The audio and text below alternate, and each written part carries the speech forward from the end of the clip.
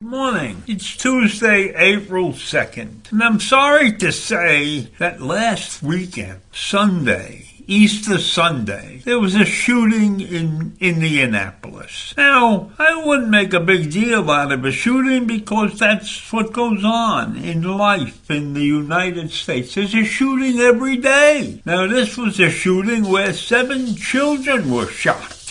But the worst part about this is that this was the 3rd weekend in a row that Indianapolis police have responded to a mass shooting. So now, in Indianapolis, there are more police downtown probably than there are regular citizens. What's wrong? What is wrong with us in this country? Can we not stop with our guns and our killing? We have other major catastrophes that we have to deal with. We have to deal with the bridge collapse. Now that's a thing that we should be really focusing on. And they are. They have started the work to clear the river, find the 4 dead bodies of those poor construction workers. They have started to do that. But that is a monumental task. And it needs all the attention that it possibly can be given. So why? Why do we have other newscasts like the shootings interfering with a major piece of work that has to be taken care of in this country? The rebuilding of this bridge may take years. I don't know. I am not an engineer or an architect or a bridge builder. Bridge building is one of the great professions in the world. They are difficult things to produce. But the crews have started working on removing the first portion of the Baltimore Bridge wreckage. And the starting point is complicated and an extensive cleanup process that, according to all reports, could take weeks. And they have to do this cleanup before they can even consider exactly how to rebuild the bridge. And the focus of the cleanup is to at least get a passageway so that boats can continue to use the harbor, but not at the volumes they were using it before. They're looking to just clear a single lane to get boats into that harbor. Think about how many people are dependent with what was going on in that harbor.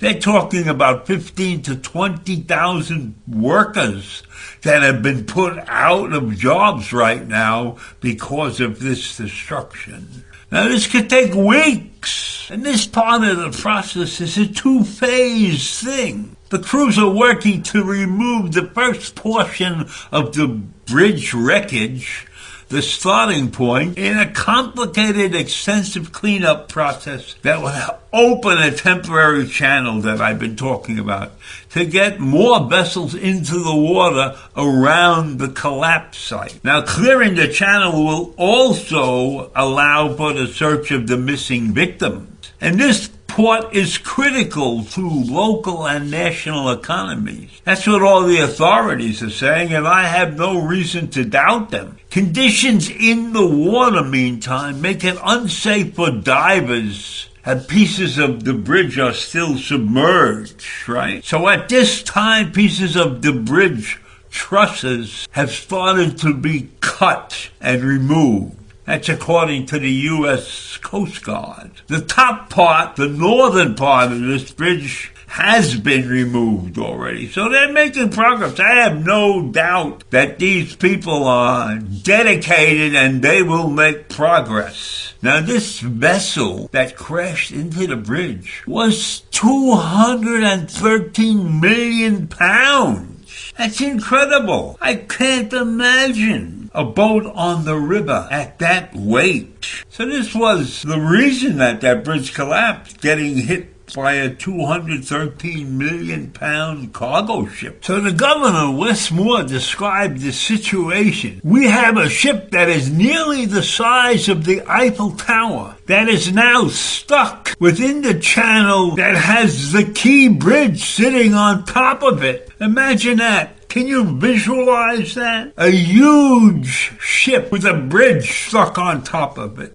Imagine the size of the cranes that have to move this wreckage. There's a 1,000-ton crane already at the site, and there's a 600-ton crane on its way to help move it. Now, what's impressing me is the action that the people and the government and those responsible for this kind of action and how fast they are operating in Maryland, in Baltimore. And when I compare that in my mind to the way Congress operates, I recognize the fact that there's much work to be done in this country to get people to understand how important their jobs are and how important it is to finish their work quickly, not to be taking off in the middle of a session and another 2 weeks go by and another 2 weeks go by before anything gets accomplished.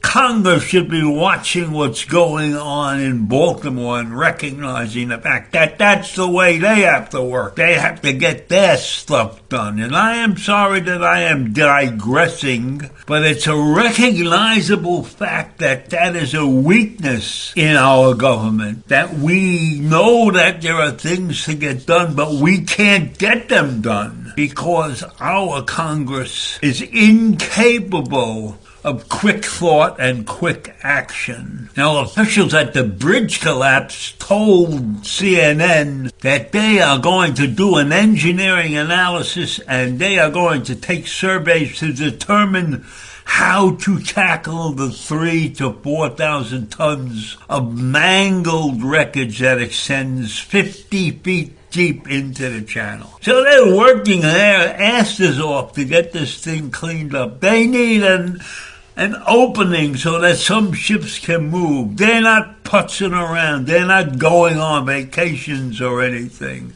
They're not closing up at any point in time. They're working 24/7 to get this accident taken care of. And this should be an example to many parts of this country where people diddle around and don't get their work done. Removing 1,000 tons of steel and concrete resting on top of a ship is not the easiest thing in the world. And it will be one of the most intricate parts of the whole operation. So I leave you with this picture of destruction and the comparison between it and other forms of activity that take place in this country. Have a great day. Bye.